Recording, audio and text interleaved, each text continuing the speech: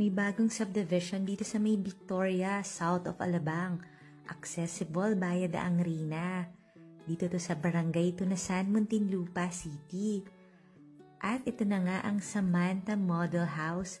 Pre-selling pa lang yung mga houses, pero ito yung model house. Ito na nga yung interior look ng iyong future house.